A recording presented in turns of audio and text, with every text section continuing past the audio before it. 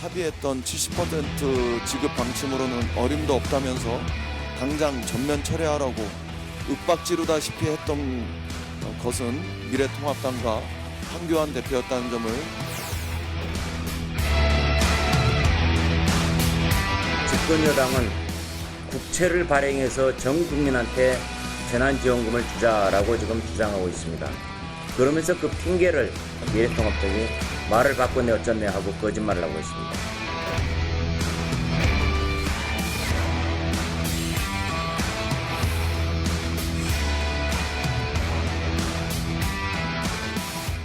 신지어 전 의원, 김성환 시사평론가 함께하겠습니다. 어서 오세요. 네, 안녕하세요. 자, 현역 의원들 또 당선자분들 합쳐서 한 140여 명 중복되는 분들도 있으니까 전부 물어봤어. 결론은 다수의 찬성으로 김종인 비대위원장을 받기로 했답니다. 미래통합당에서. 일단 어떻게 보십니까? 전 불가피했다고 봅니다. 그러니까 박근혜 전 대통령 탄핵 이후에 그 자유한국당, 미래통합당을 보면서 두 명의 리더십이 있지 않았습니까? 네. 홍준표 대표와 황교안 대표. 근데 홍준표 대표 리더십은 2018년 지방선거에서 그야말로 또 참패를 했고, 황교안 리더십은 이번에 또 이제 참패를 네. 했죠. 그러니까 내부 역량으로 고칠 수 있으면 제일 좋은데 지금 그럴 만한 상태가 못 되는 거예요. 그러니까 스스로가 이제 외과 수술대에 올라가서 네. 외부 집도의로부터 이제 수술을 받을 수밖에 없는 상황에 왔다 하는 네. 거고요. 다만 지금 이제 김종인 위원장이 요구하는 뭐 무제한 임기 전권 이런 식으로 되는 건 과연 바람직한가 하는 건 좀 세부적으로 따져봐야 되겠죠. 예. 글쎄요, 저는 여전히 갸웃갸웃합니다. 과거에 여러 정당들이 비대위원회 만들었는데 비대위원회가 과연 효과가 있었느냐 이렇게 평가를 해보면 저는 그렇게 비대위원회가 성공했다고 보지는 않거든요. 특히 외부 인사가 들어와서 비대위원회를 구성했을 때 과연 의원들이 그만큼 정권을 줄 수 있겠느냐. 뭐 임명진 전 비대위원장도 얘기를 했잖아요. 언론과 인터뷰에서. 근데 임명하고 난 다음에 이제 됐다 싶으니까 나가라고 하더라. 이제 이렇게 되는 건데요. 그러니까 의원들이 그만큼 힘을 몰아줄 수 있겠느냐. 이제 이런 부분들이 남아있는 것 네. 같습니다. 잠시 후에 자세히 여쭤볼게요. 네. 자, 김종인 전 선대위원장은 오늘 라디오에 출연해서도 두 가지 요구합니다. 이 아직 결정나기 전 인터뷰인데 전권을 내가 가져가야 한다. 그다음에 새 당대표, 전당대회에서 새 당대표 뽑지 말고 내가 계속 간다. 대선 때까지는. 들어보겠습니다. 지금 무슨 전제를 무슨 앞으로 뭐 8월 달에 하겠다, 뭐 7월 달에 하겠다는 그런 전제가 붙으면은 나한테 와서 얘기할 필요도 없어. 비상대책을 할 것 같으면 당헌 당규에 너무 집착하다 보면은 아무것도 할 수가 없어요. 그럼 비대위로 당을 치술일 수 있는 기간은 얼마나 보세요? 그거는 뭐 일을 해봐야 이제 아는 건데 자금 대선을 어떻게 끌고 갈 거냐 하는 그 준비가 철저하게 되지 않고서는 지금 비상대책위원회를 만드는 의미가 없어요. 내가 지금 뭐 이번 선거를 마치면서 결과를 보고서 분석을 해보면은 대략 뭐 앞으로 어떻게 설 수가 있다 하는 거는 내 나름대로 개념이 있어요. 여기까지요.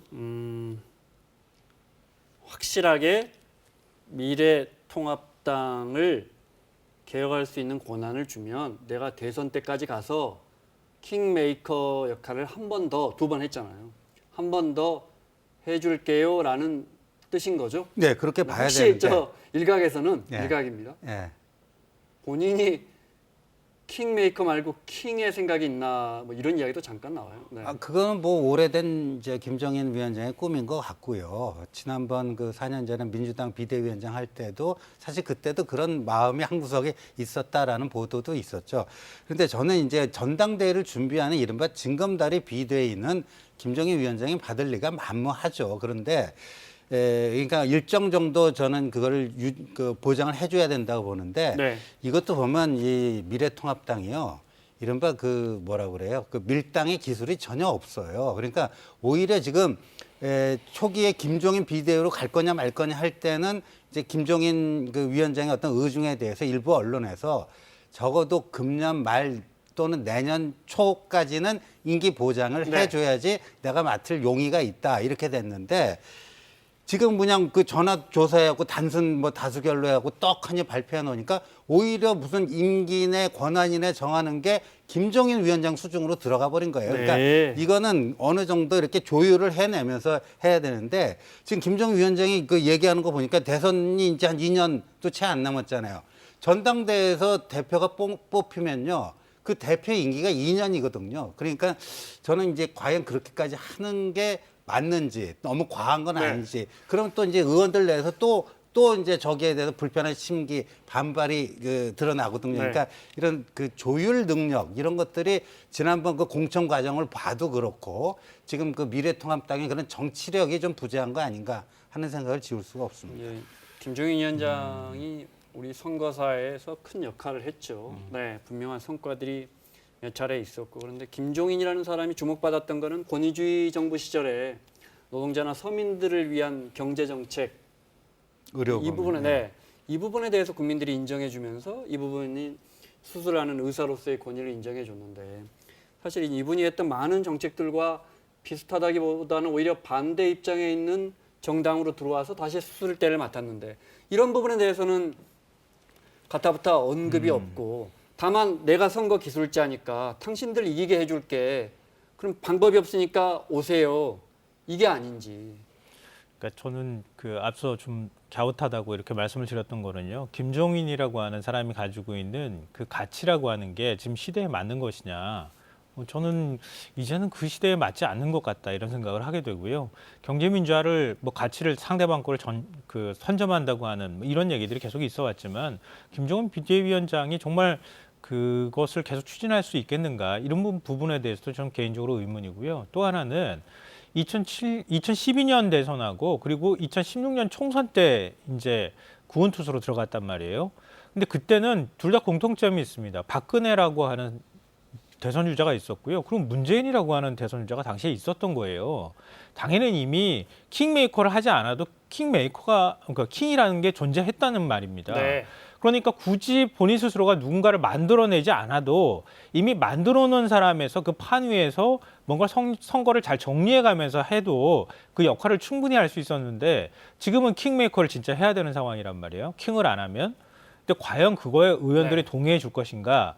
근데 그런 방식으로는 잘 안 만들어질 거라는 거예요. 그 말씀을 하셨으니까 이제 홍준표 전 대표 입장에서는 네. 당은 김종인 비대위원장한테 네. 맡기고 대선 나갈 사람은 이제 황교안 대표 없으니까 저예요. 네. 나는 역할 대권으로 분담론. 갑니다. 이 네. 구도를 원하는 것 같은데 예.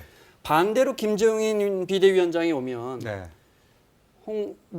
동상이몽이 아닌가. 네. 김 비대위원장은 정말 40대, 50대의 혁신적인 사람을 키워볼 생각을 하고 있지는 않을까.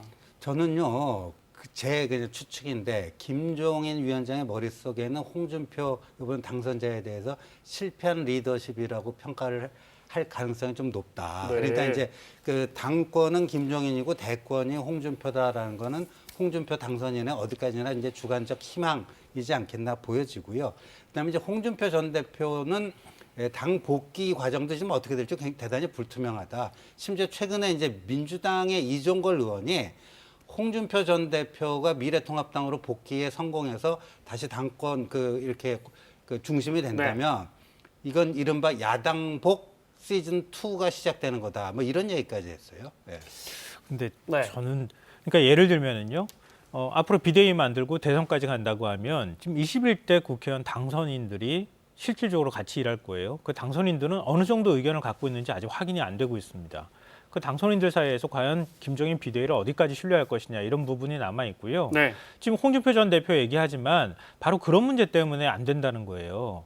그러니까 홍준표 전 대표라든가 당내 당권 주자들이 김종인 만약에 비대위원장이 만들어지고 난 다음에 나는 저 사람을 키우겠다 이렇게 하면 가만히 있겠습니까? 당에 또 다른 새로운 분란이 일어날 거란 말이에요. 그럴 때 당신들은 조용하시오. 그런다고 그게 정리가 되느냐는 거죠. 네. 그러니까 당의 자생력을 키워야 한다. 당 스스로, 당원들 그리고 국회의원들이 스스로 리더십을 만들어가는 과정이 필요하다는 게 바로 그런 것 때문에 나오는 말이 아닐까 싶습니다. 알겠습니다. 긴급 재난지원금 이야기 좀 하겠습니다. 저 자꾸 미뤄져서 긴급이란 말 빼고 이제 재난지원금 긴급하게는 지원이 안 될 것 같습니다.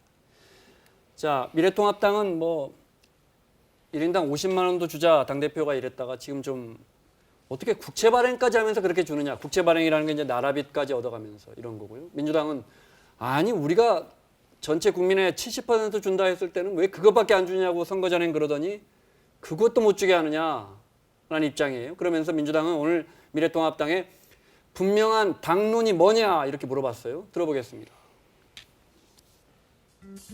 민주당은 이제 문재인 대통령이 제출한 이 문재인 정부의 추경 예산안을 하루속히 국회에서 통과시키는 일을 앞장서서 나서야 됩니다. 국채를 더 발행해서 상위 30% 소득 계층에게, 즉 여유가 있는 계층에게까지 100만 원을 줘야 된다면서 지금 예산 편성 자체를 시비를 걸고, 또 심부름꾼에 불과한 홍남기 부총리를 겁박하고 정치행위를 한다든지 이런 말도 안 되는 주장을 하는 것은 정말 저희들은 이해할 수가 없습니다. 김재원 예결위원장 혼자 연일 70% 지급을 주장하고 있는데 전 국민 지급 당론은 여전히 유효한지, 아니면 김재원 의원 주장으로 당론이 바뀐 것인지, 당론을 바꿨으면 바꿨다고 똑부러지게 선언하시기 바랍니다. 선거 때 간판 공약을 선거가 끝났다고 또 패배했다고 모르쇠 하는 것은 미래통합당에 대한 정치 불신만 크게 증폭시킬 것이라는 점을 말씀드립니다. 자, 오늘 청와대, 그러니까 당정이, 정부와 여당이 뭔가 합의점을 하나 내놓은 것 같은데 그건 잠시 후에 이야기하시고, 네, 일단 정부와 기재부는 그동안에 기재부는 반대예요. 대신에 여야가 합의만 해오면 그대로 갈게요, 이런 입장이었단 말이에요. 네, 여야가 오늘 또 이걸 여쭤볼게요. 저희는 정치를 이야기하는 거니까요. 원내대표가 회동하면 기사가 되는 나라예요. 오늘 만나지도 못해. 그러니까 선거를 치르고 국민들이 이렇게 따끔한 질책을 했으면, 이런 메시지가 있으면 다만 몇 달이라도 좀 국회가 굴러가야 되는데 원내대표가 만나지도 못해요. 이런 건 어떻게 보세요? 그러니까 국회의원 해보셨잖아요. 예, 그 비정상적인 거죠. 그러니까 뭐 언제든지 수시로 만나고 회의라든가 회동이라든가 네. 이런 거는 그냥 뭐 그거 만나는 거 자체가 이벤트가 되고 뉴스가 여야가 돼서는 안 만나면 된다. 기사가 됩니다. 그러니까 기사가. 그거 네. 자체가 좀 우리 좀 후진적 정치 현실을 보여주는 거고요. 이제 이 문제에 있어서는요, 저는 그 우리 헌법 57조가 예산안을 국회가 심의해서 이제 그 의결을 하는데요. 정부가 제출한 예산안보다 증액을 할 경우에는 반드시 정부의 동의를 구하게 돼 있어요. 그러니까 이거를 지금 묘한 지금 삼각게임에서 네. 제1야당과 기재부가 같은 입장이고 집권 여당이 다른 입장이란 말이에요. 그렇다면은 여야가 조율하는 게 쉽습니까? 당정이 조율하는 게 쉽습니까? 네. 당정이 조율하는 게 훨씬 쉬운 거 아니에요. 그거부터 해내면은 제1야당은 지금 참패를 당하고 뭐 했기 때문에 네. 그쪽 그 구심력으로 그 비슷하게 갈 수밖에 없다. 그러니까 우선순위 어디가 핵심 고리인가 그건 좀 분명히 하자, 그 말씀을 좀 드립니다. 그러면 이 이야기를 먼저 하겠습니다. 기재부가 이걸 결정하는 게 맞느냐? 민주당 안에서도 저 전략기획위원장 이근영 전 위원장이 기재부가 정치한다는 말을 했어요. 그 부분 잠깐 들어보겠습니다. 정부, 특히 기재부도 뭐 70%, 100% 전 국민에게 주느냐, 70%에게 주느냐는 이 논란인데 그 부분은 단지 뭐 3조 정도 차액에 해당되는 그 돈 문제가 아닐 겁니다. 이건 철학의 문제인데 기재부가 그거를 구집한다는 것은 사실 저는 기재부가 정치를 하는 거다라고 생각을 합니다. 자, 물론 나라 돈을 더 쓰는 데는 기재부가 동의를 해줘야 한다지만 그동안의 관행은 여권에서 이렇게 합시다 하면 이른바 당정 협의하면 사실은 기재부가 와서 적고 갔잖아요. 다 네. 들었잖아요. 네. 근데 기재부가 좀 재정 자립도 때문에 네. 재정 건전성 때문에 좀 고집을 피우는 네. 건데 제가 여쭤보고 싶은 건 일단 A라는 사람에게 정부가 100만 원 주고 50만 원 주고 B라는 사람은 좀 넉넉하니까 주지 네. 말고 이 결정을 예. 국회가 결정할 문제입니까? 기재부가? 이게 정치의 영역입니까? 정부의 영역입니까? 그건 다 둘 다 있는 거죠. 그러니까 예산안을 작성해서 제출하는 거는 이제 그건 기재부의 당연히 기재부인데 네. 장부는 기재부의 몫이죠. 심의해서 그 결정하는 건 국회의 몫이에요. 그 네. 과정에서 증액할 경우에는 반드시 기재부의 동의를 얻도록 이렇게 돼 있는 거죠. 우리 헌법 법률에요.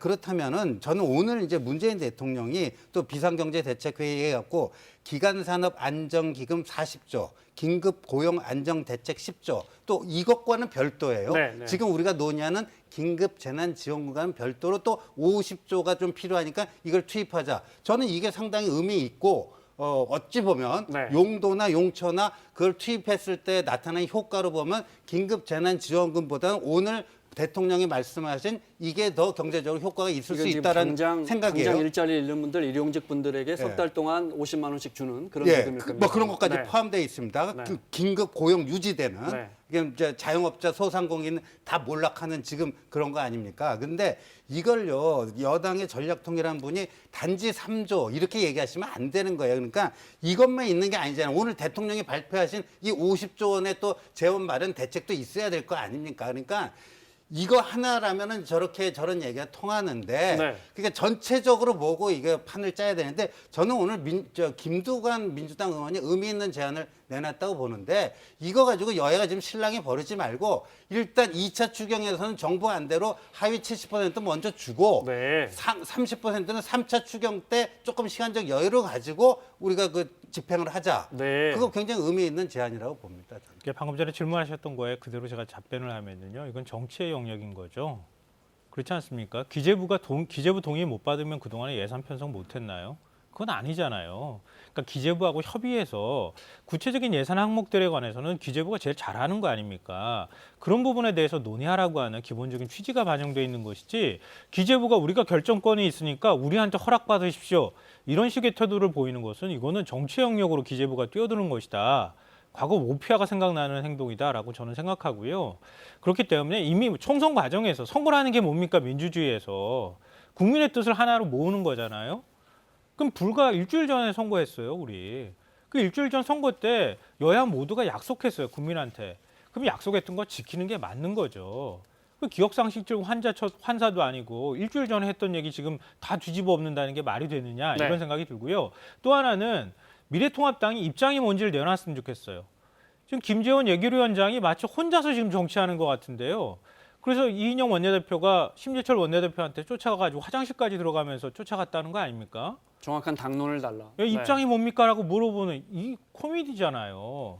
그 그럼 사진 한 장 야당이- 준비했는데요. 볼까요? 네. 네. 지난 총선 때 미래통합당 후보의 서병수 후보의 보면 1인당 50만 원도 아니고 이것도 1인당 100만 원이잖아요. 네. 이렇게 하고는 이제 총선이 끝나니까 아니 어떻게 국채까지 발행하면서 이렇게 국민들에게 돈을 많이 줘? 이렇게 입장이 바뀌었습니다. 그래서 저희가 방송 들어오기 전에 아마도 자세한 내용이 아직 나오지 않고 있는데 당정이 합의해서 일단 100%씩 지금 70%씩 주기로 했는데 그러니까 전 국민의 10가구 중에 7가구만 주기로 했는데 10가구 다 주고 대신에 좀 넉넉한 분들은 기부하시면 기부한 금액 중에 상당 부분을 세액공제에 받아들여서 예를 들어 연봉 1억 되는 분이 우리 집은 4인 가구로 100만 원 받았는데 저 50만 원은 안 받겠어요 하고 기부를 하면 50만 원에 얼마까지는 세액공제를 해주는 이 안이 나온 것 같아요. 네, 큰 틀 안에서는 그런 것 같습니다. 일단 네. 전 국민한테 다 지급을 하고요. 내가 만약에 100만 원을 받을 자격이 된다고 하면은 그거 받지 않겠습니다. 그러면은 정치인 기부금처럼 일정 네. 금액을 세액공제를 해주고 만약에 받아가는 경우에 그런 경우에는 나중에 혹시 기부할 분들이 있으면은 기부를 다시 받는 뭐 이런 방식들을 같이 고민하고 있는 것 같습니다. 근데 이 문제에 있어서는요 원칙은 전 두 가지인 것 같아요. 최대한 빨리 줘야 한다는 거 하고요. 또 하나는 골라내는데 시간 걸리거나 골라내는데 행정 비용이 더 많이 들어가는 것 자체가 오히려 비효율이다. 그러니까 골라내지 말고 일단 지급하는 게 우선이다. 네. 그 골라내는 과정에서 오히려 더 많은 행정 비용이 들어가거나 뭐 더 많지는 않겠지만 이 정도 상황 같은 경우에는 공무원들이 거기에 매달려 가지고 지금 할 일이 태산인데 이 일하느라고 지금 허덕거리는 이런 상황이 와서는 안 된다고 네. 생각합니다. 근데 그거 잠깐 곤란해하는 행정 비용에 대해서 자꾸만 얘기하는데 우리 기초노령연금 지금 소득 인정액 하위 70% 65세 이상 네. 고령자에게 주고 지금 있어요. 이제 1위 바뀌어서 기초연금이. 예, 기초연금. 그거 다 주고 있어요. 그러니까 그런 그 행정 노하우와 경험이 축적돼 있다라는 거고요. 우리 이번에 코로나19 대처하는 과정에서 우리 행정력을 그렇게 좀 저는 그렇게 경시할 필요는 없다고 보고요. 그러니까 지금 나온 것도 좀 옹색하다는 느낌을 지울 수가 없거든요. 그러면 뭐 자발적으로 저 기부를 좀 해달라. 그냥 수령을 하지 말아달라. 그러니까 나는 그거 안 받아도 좋다는 의사를 밝혀주면 나중에 연말정산이나 이럴 때 세액공제로 좀 혜택을 주겠다는데 혜택을 뭐 예를 들어서 100만 원을 받을까 안 받으면 100만 원을 그대로 주는 건 아니겠죠. 그 중에 일부를 이제 뭐 세액공제 형태로 주겠다는 100만 건데. 원 다 세액공제 해줘 버리면 의미가 없는 아무 거니까. 의미가 없는 거잖아요. 그러니까 그럴 경우에는 또 문제가 그게 과연 얼마만큼 그게 재정 절감 효과가 있을 거냐 하는 것과 그 상위 30% 중에서 그거를 기부하는 사람과 또 기부하지 않는 사람 간의 미묘한 또 사회적 심리적 사회 심리적 그 갈등 네. 뭐 이런 것도 또 있을 수가 있는 거예요. 그러니까 알겠습니다. 네. 왜 굳이 저는 그렇게 하는지 전 이해하기 힘듭니다. 우리가 코로나19 대응할 때요 가장 대원칙은 뭐였냐면요 한국식 모델이 성공했던 이유는요 국민을 믿었던 거예요.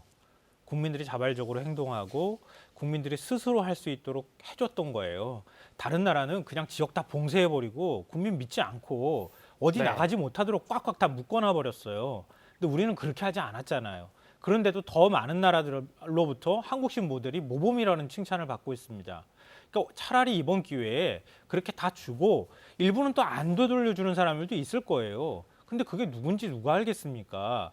그런데 우리 사회에서 소득 격차가 굉장히 심각하고 양극화도 심각하다고 하는데 우리 사회 고소득자들이 사회에 뭔가 모범이 보이는 모습도 보여줄 수 있잖아요. 네. 뭐 그러니까 그렇게 자발적으로 맡겨놓으면 저는 훨씬 더 긍정적인 효과가 나타날 수 있을 거라고 확신합니다. 나타날 수 있을 수도 있어요. 말씀하신 것처럼 정말 우리 국민들이 저는 이만큼 버니까 저는 이만큼 자산이 있으니까 내놓겠습니다. 그래서 그게 들불처럼 번질 수도 있고요. 네. 그 구체적인 안이 나오는 거 보고 또 말씀 이어가도록 하죠. 제가 하나만 박사님께 여쭤보고 네. 싶은 게 야당에서 이제 선거 끝나고 이렇게 많이는 못 주겠습니다 하는 이유가 우리가 그때 주자고 했던 건 국채 발행 말고 있는 예산에서 빼서 전용해서 하고 우리가 나라빚 내자고 한 적은 없어요잖아요. 네, 그거죠. 근데 세상에 네. 그러니까 이제 전제 이런 말이 조건이- 어디 있어요? 이게 예. 아니 제가 여쭤요 진짜. 예. 예를 들어 1인당 50만 원씩 주려면 20조 넘게 드는데 네. 그러면 어디서 선생님들 월급에서 뺄까요? 국방비에서 뺄까요? 복지 예산에서 어디서 20조? 2조도 못 뺀다는 걸 김재원 위원장이 누구보다도 잘 아시는 네. 분이에요. 네. 그런데 저걸 국민들 앞에서 우리가 언제 국채 발행하자고 했어요? 이렇게 말하는 건 아니 근데요 네. 이제 우리 앵커님 제가 지난번에도 여기서 이 자리에서 얘기했을 텐데 그 대통령께서 이 세출 아주 그 적극적이고 뼈를 깎는 세출 구조 조정을 통해서 재원 마련하겠다. 이 대통령의 워딩이에요. 그래서 제가 그 현실성이 별로 없을 것이다. 네, 그거 깎는 게 네. 얼마나 힘든데 예를 들면 더 지역구의 SOC 예산 이런 거 다 깎아야 되는데 그게 쉽겠느냐. 그 얘기를 제가 이 자리에서 했거든요. 그러니까 네. 결국 마련한다면 적자 국채로 갈 수밖에 없을 거다 그랬어요. 그러면 처음부터 그걸 아예 솔직하게 얘기를 했었어야죠. 여당도. 그러니까 네. 야당도 선거용으로 그거 떠든 거는 문제가 있지만 여당도 재원 마련 대책 그 대안 제시에서 무책임했다 저는 그렇게 봅니다. 알겠습니다. 자, 유시민 이사장 이제 정치 비평 안 하겠답니다. 알릴레오도 마지막 방송 막방을 했습니다. 그 중에서 저희가 이 부분 추려왔습니다. 이낙연 전 총리 뭐 요건에 누가 봐도 첫 번째 대권 주자죠. 네, 이낙연 전 총리에 대해서 이런 말합니다. 들어보겠습니다. 저보다 연세가 많으시지만 되게 귀여운 캐릭터라고 생각을 하거든요. 그래서 그 보수 쪽 정치하는 분들 중에는 제일 귀여운 분. 근데 이제 저분이 마음에 안 드는 점은 딱 하나 있어. 이낙연 총리는 뭐 친노 친분이 아니어서 페이스메이커로 보고 이제 뭐 본선에 나갈 사람은 유시민 아니겠느냐 이래 봅니다.